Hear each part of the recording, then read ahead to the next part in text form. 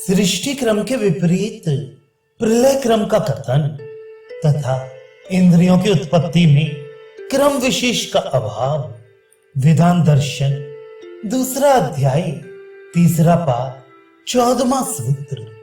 किंतु इस उत्पत्ति क्रम से प्रलय का क्रम विपरीत होता है। ऐसा ही होना युक्ति संगत है तथा स्मृति में भी ऐसा ही वर्णन है। व्याख्या उपनिषदों में जगत की उत्पत्ति का जो क्रम बताया गया है उससे विपरीत क्रम प्रलय काल में होता है। प्रारंभिक सृष्टि के समय ब्रह्म से आकाश, वायु, तेज, जल और पृथ्वी आदि के क्रम से जगत की उत्पत्ति होती है। फिर जब प्रलय काल आता है तब उसके ठीक विपरीत क्रम से पृथ्वी आदि तत्वों का अपने कारणों में लय होता है। जैसे पृथ्वी जल में, जल अग्नि में, अग्नि वायु में, वायु आकाश में और आकाश परमात्मा में विलीन हो जाता है। युक्ति से भी यही क्रम ठीक जान पड़ता है। प्रत्येक कार्य अपने उपादान कारण में ही लीन होता है। जैसे जल से बर्फ बनता है और जल में ही उसका लय होता है। स्मृतियों में भी ऐसा ही वर्णन आता है। यहाँ भूतों की उत्पत्ति और प्रलय का क्रम तो बताया गया, परंतु मन, बुद्धि और इंद्रियों की उत्पत्ति के विषय में कोई निर्णय नहीं हुआ। अतः ये जिज्ञासा होती है कि इन सबकी उत्पत्ति भूतों से होती है या परमेश्वर से। यदि परमेश्वर से होती है तो भूतों के पहले होती है या पीछे। अतः इसका निर्णय करने के लिए कहते हैं 15वां सूत्र। यदि कहो इंद्रिय और मन उत्पत्ति क्रम की दृष्टि से परमात्मा और आकाश आदि भूतों के बीच में होनी चाहिए, क्योंकि श्रुति में यही निश्चय करने वाला प्रमाण प्राप्त होता है, तो ऐसा कहना ठीक नहीं है, क्योंकि श्रुति में किसी क्रम विशेष का वर्णन नहीं है।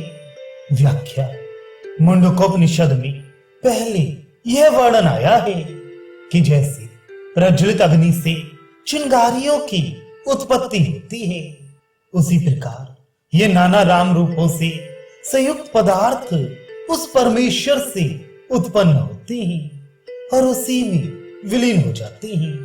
फिर जगत के कारण रूप उस परमेश्वर के परात्पर स्वरूप का वर्णन करते हुए उसे अजन्मा, अविनाशी, दिव्य, निराकार, सब प्रकार से परम शुद्ध और समस्त जगत के बाहर भीतर व्याप्त बताया गया है। तदनंतर यह कहा गया है कि इसी परब्रह्म पुरुषोत्तम से ये प्राण, मन, सब इंद्रियां तथा आकाश, वायु, ज्योति, जल और सबको धारण करने वाली पृथ्वी उत्पन्न होती है। इस वर्णन में परमात्मा से पहले प्राण, मन और इंद्रियों के उत्पन्न होने की बात बताकर आकाश आदि भूतों की क्रमशः उत्पत्ति बताई गई है। अतः परमात्मा और आकाश के बीच में मन, इंद्रियों का स्थान निश्चित होता है।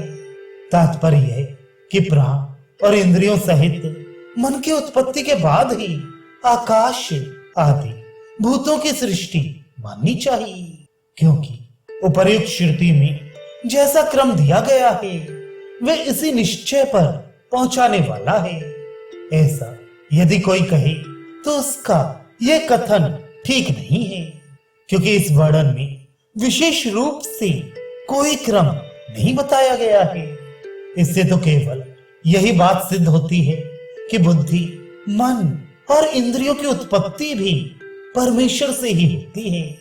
इतना ही क्यों, उक्त श्रुति के पूरे प्रकरण को देखने से यह स्पष्ट हो जाता है कि श्रुति का उद्देश्य किसी प्रकार के क्रम का प्रतिपादन करना नहीं है।